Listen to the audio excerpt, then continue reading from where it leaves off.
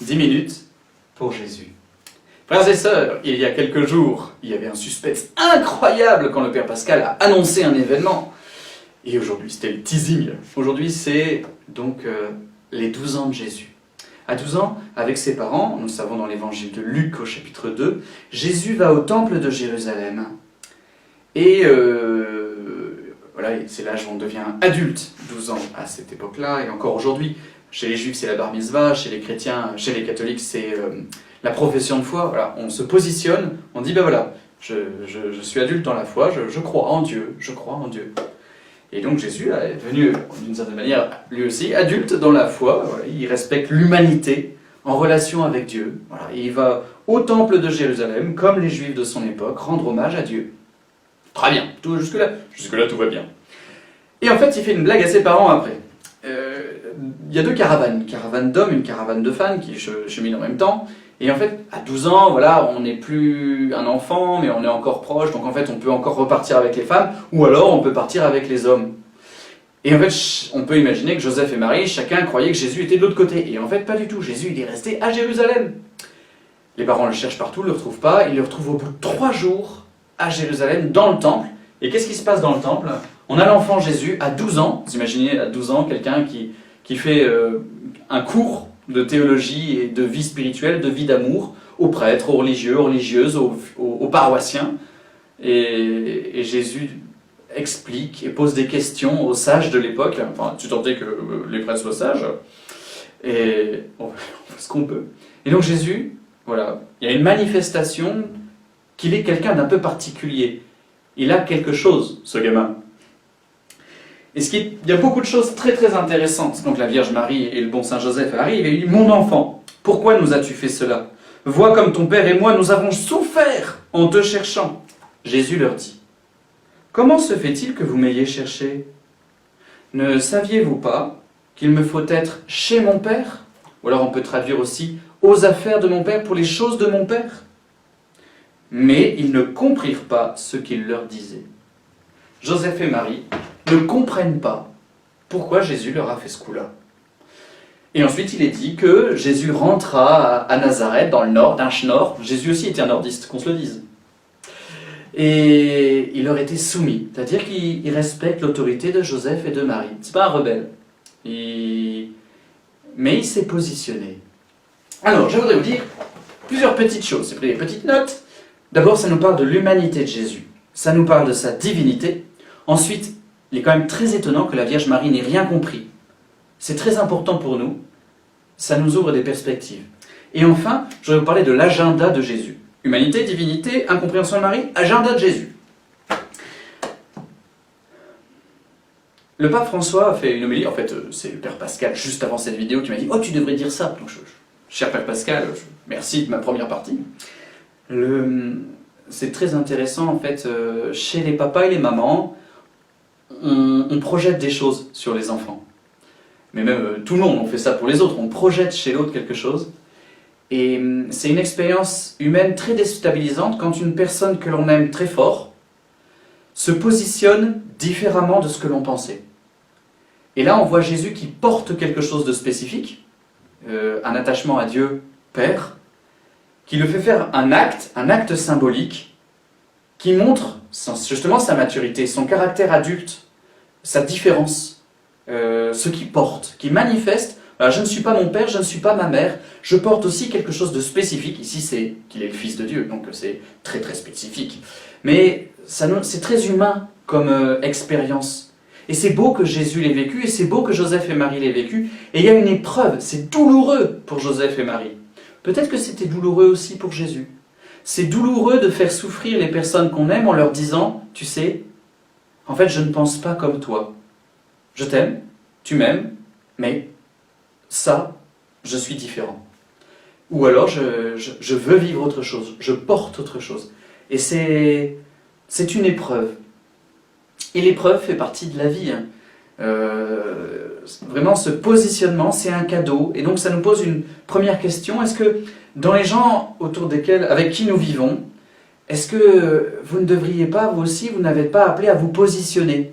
Voilà, vous portez certaines choses, pas notamment à la religion, vos proches ont le droit de ne pas croire comme vous croyez, mais vous avez aussi, vous, le droit de croire comme vous croyez. Et il y a parfois des actes symboliques, par exemple, aller à la messe le dimanche, c'est un acte symbolique, c'est une manière de dire « je vais au temple de Jérusalem, je vais au temple, parce que je suis enfant de Dieu ». C'est un acte en fait très fort. Alors ça nous positionne par rapport à nos proches, et c'est pas facile. Et il n'y a pas longtemps, dans ma famille, quelqu'un me disait « oh là là, c'est dur, voilà, ma fille, elle a eu les dents qui ont poussé, et quand même que les dents doivent passer à travers les gencives, c'est quand même pas marrant. Hein. La souffrance, ça fait vraiment partie de la vie. » Et c'est un très bel exemple, oui. Quand ça pousse, ça fait mal, mais c'est la vie. Et c'est très important de se positionner.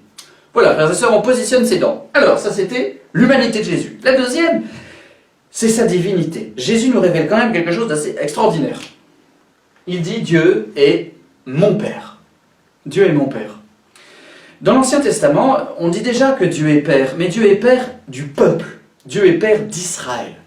Avec Jésus, il y a un saut qualitatif incroyable. Parce que lui, il est le fils de Dieu, et il est le fils, je dirais, le fils génétique, je ne sais pas comment dire. Il n'a pas de papa terrestre. Sa maman, c'est la Vierge Marie, c'est sa mère humaine, mais Jésus n'a pas de père terrestre. C'est Dieu qui a, couvrant Marie de son ombre, par l'Esprit Saint, l'a rendue féconde, et voilà, le Fils de Dieu est venu dans le sein de Marie. Il est devenu homme. Il est devenu homme. Et Jésus ici, donc, il se positionne et il dit « Je suis le Fils de Dieu, et Dieu est mon Père ». Et pour nous, c'est très fort. Beaucoup de gens ne reconnaissent pas que Jésus est le Fils de Dieu. J'ai encore discuté ce matin avec quelqu'un d'une autre religion, il me dit « Voilà, pour nous, Jésus n'est qu'un prophète. » Non, Jésus, pour nous, il n'est pas un prophète. Il est le Fils de Dieu, il est Dieu lui-même. Et donc, du coup, Jésus lui-même a dû le faire comprendre aux personnes de son entourage. De plein de manières différentes.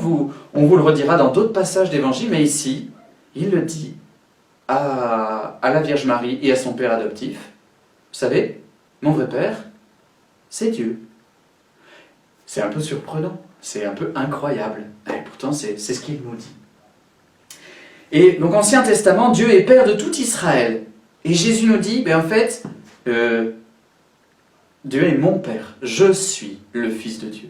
Et plus tard, en fait, parce que Dieu est Père de Jésus, il devient aussi Père non pas seulement de l'ensemble du peuple de Dieu, par exemple de toute l'Église ou du peuple juif, mais il est Père de chacun d'entre nous. Et ça, c'est magnifique. Mais on y reviendra plus tard. Donc, la divinité de Jésus, elle est révélée au temple de Jérusalem. Et donc, j'en viens à mon troisième point. Notre chère Vierge Marie, elle n'a pas compris. C'est marqué, hein. C'est pas moi qui invente, hein. Ils ne comprirent pas ce qu'il leur disait. Et ça, c'est très étonnant, parce qu'un chapitre plus tôt, l'ange Gabriel, il est apparu à la Vierge Marie. La Vierge Marie, elle a fait une expérience de Dieu, et elle a bien vu qu'un enfant est né de son sein. Et donc, et pourtant, elle ne comprend pas ce que dit Jésus. Elle ne mesure pas à quel point Jésus est le Fils de Dieu, c'est-à-dire qu'il est Dieu lui-même.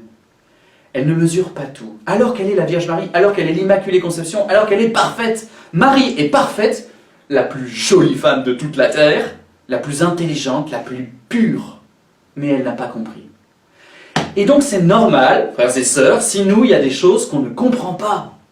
Il y a un moment dans notre vie où on comprend les choses, et il y a un moment où on ne comprend pas. Si vous et moi, nous savions que Jésus est le Fils de Dieu maintenant, si on s'en rendait compte maintenant, notre vie serait différente. Il y a des degrés de compréhension du même mystère. On comprend de plus en plus qui est Jésus. Et le Père Pascal en parle souvent. Plus on aime quelqu'un, plus on veut le connaître. Voilà, et quelqu'un me disait, il n'y a pas longtemps, alors je ne peux pas redire qui c'est, parce que voilà, cette joie qu'il y a à savoir des choses sur Jésus, à le connaître de plus en plus, et on comprend, quand on comprend quelque chose, que du coup, on a compris qu'il y a aussi plein de choses qu'on n'a pas compris. Il y a toujours plus à savoir sur Jésus. Et chaque fois qu'une nouveauté vient, ça nous apprend, ça nous enrichit, ça nous transforme aussi. Et la Vierge Marie, elle a appris. Donc nous aussi, nous avons à apprendre. Je finis, pour pas que ça soit trop long, l'agenda de Jésus. Vous avez vu quand même que Jésus, il a bloqué 3 jours pour le Père. 3 jours pour Dieu.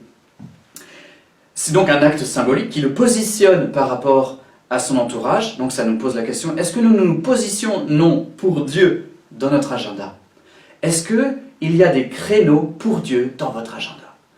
Pourquoi est-ce qu'on vous embête avec ces 10 minutes pour Jésus ou avec les vidéos? Ce n'est pas seulement pour occuper votre confinement. C'est-à-dire qu'on a besoin de mettre des créneaux horaires dans nos journées pour Dieu. Et quand on le fait, la lumière entre dans nos journées. La lumière entre dans nos vies. Donc chaque jour, il faut un temps. Chaque semaine, il faut un temps. Chaque année, il faut quelques jours. Et vous alors, c'est quand le temps pour Dieu dans vos journées? Alors il faut que ça soit adapté à votre propre vie. Un père de famille ou une mère de famille ne peut pas prendre le même temps qu'une religieuse ou une laïque consacrée ou un prêtre. C'est pas normal. Il faut que ça soit adapté à sa propre vie. Quelle est votre vie? Et du coup, dans votre vie, quel temps disponible pour Dieu? Et une fois qu'on l'a déterminé, il faut se battre pour le maintenir, parce qu'on a toujours des bonnes excuses. Même chien ni curieux, il faut se battre un peu pour maintenir le créneau de Dieu, l'agenda de Jésus. Voilà, frères et sœurs, heureux de vous avoir retrouvés. Je vous dis à la prochaine fois pour de nouvelles connaissances qui nous rempliront le cœur.